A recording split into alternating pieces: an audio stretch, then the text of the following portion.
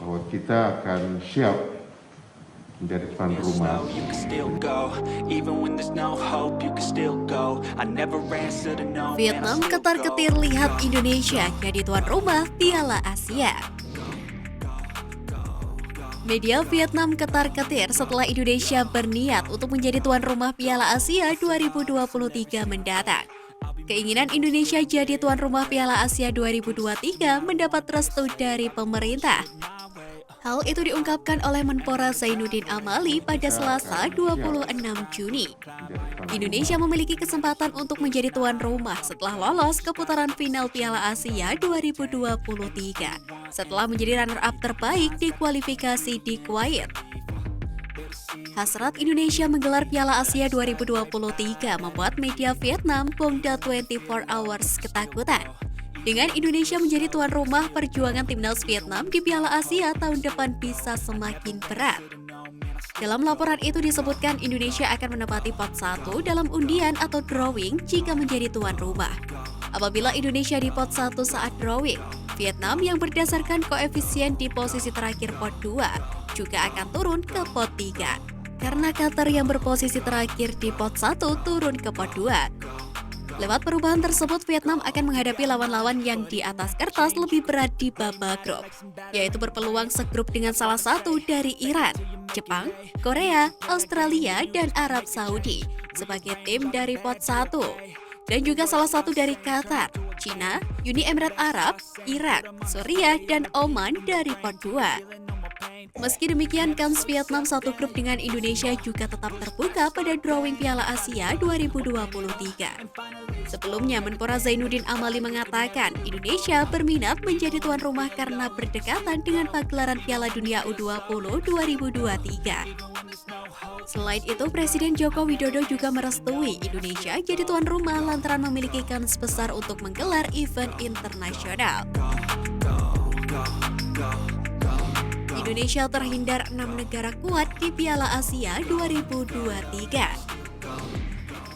Timnas Indonesia akan diuntungkan apabila AFC menyetujui Indonesia menjadi tuan rumah Piala Asia 2023. Pasalnya, jika berstatus sebagai tuan rumah, maka Timnas Indonesia akan tergabung di pot 1, sehingga terhindar dari sejumlah negara kuat di benua kuning di Piala Asia 2023. Di pot 1, Indonesia akan berstatus sama seperti Iran, Jepang, Korea Selatan, Australia, Qatar, dan Arab Saudi. 6 negara ini adalah kontestan paling tangguh di Asia. Apabila jadi tuan rumah dan tergabung di pot 1, maka Indonesia akan terhindar dari negara-negara yang duduk di peringkat 50 besar ranking FIFA tersebut. Saat ini posisi tertinggi dari negara Asia diduduki oleh Iran yang berada di urutan ke-23 ranking FIFA. Mereka mengumpulkan 1.558,64 poin. Jepang berada di rank 24 dengan 1.552,77 poin. Sedangkan Korea Selatan satu strip di bawahnya dengan 1.526,2 poin. Selain itu, Australia yang masuk kawasan Asia kini berada di peringkat ke-39 FIFA dengan koleksi 1.483,70 poin dan disusul oleh Qatar di ranking 49 dengan membukukan 1.441,41 poin. Yang terakhir ada Arab Saudi yang berada di peringkat ke-53 alias menduduki posisi ke-6 tertinggi di Asia. Mereka untuk sementara ini memiliki 1.435,74 poin.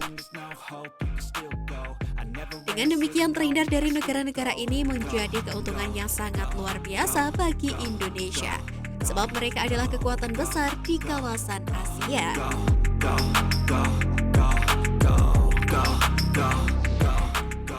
Gaji fantastis Jordi Amat di Darul Taksim. Salah satu raksasa Liga Super Malaysia Johor Darul Taksim resmi mengontrak Jordi Amat. Pemain Spanyol keturunan Indonesia memulai musim kompetisi Liga Super Malaysia yang baru bakal mengenakan jersey Johor Darul Taksim. Berita berlabuhnya Jordi Amat bersama Johor Darul Taksim disampaikan langsung oleh akun Twitter @officialjohor dalam bentuk video. Dalam video tersebut, Jordi Amat yang menaiki mobil limousin hitam menuju Stadion Johor Darul Taksim bersama Sultan Ibrahim. Sesampainya di sana, sang pemain disambut oleh salah seorang ofisial tim, lalu langsung memasuki ruang ganti Johor Darul Taksim dan langsung memakai jersey kebanggaan klub berwarna biru merah dengan nomor punggung 55. Sebelumnya, kabar kedatangan Jordi Amat ke Darul Taksim datang dari konferensi pers oleh pemilik klub Tunku Mahkota. Pasalnya, klub ini masih terus menambah amunisi kekuatan untuk menyongsong musim depan. Tak hanya kompetisi domestik, Johor Darul Taksim turut mengincar pagelaran internasional baik itu AFC Cup maupun Liga Champions Asia. Sementara itu, melansir dari salarisport.com, gaji yang didapatkan Jordi Amat bersama Darul Taksim yakni 22.000 euro per pekan atau setara dengan 1,18 juta euro per tahun. Jika dikonversi ke dalam rupiah, maka gaji Jordi Amat dalam setahun bisa mencapai 28 miliar rupiah.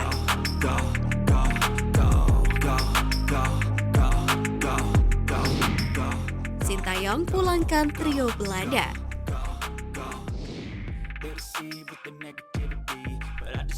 Timnas Indonesia U19 kini memang dalam masa persiapan menuju Piala AFF U19 2022. 3 pemain keturunan yang berlatih bersama Timnas Indonesia U19 adalah Kai Davi Boham, Jim Krok, dan Mark Christoffel.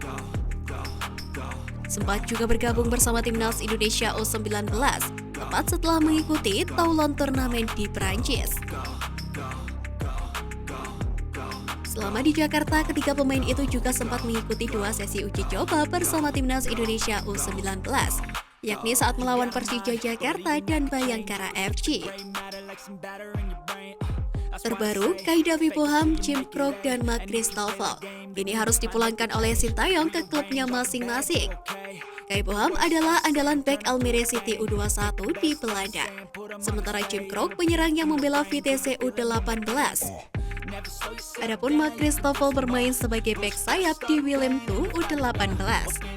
Setelah dikembalikan Kai Davi Boham, Jim Krok, dan Mark Christoffel akan tetap dipantau oleh Sintayong. Indra Syafri selaku Dirtek PSSI mengungkapkan juga belum tahu apakah ketiga pemain itu bisa membela Timnas Indonesia U20 di Piala Dunia U20 2023 atau tidak.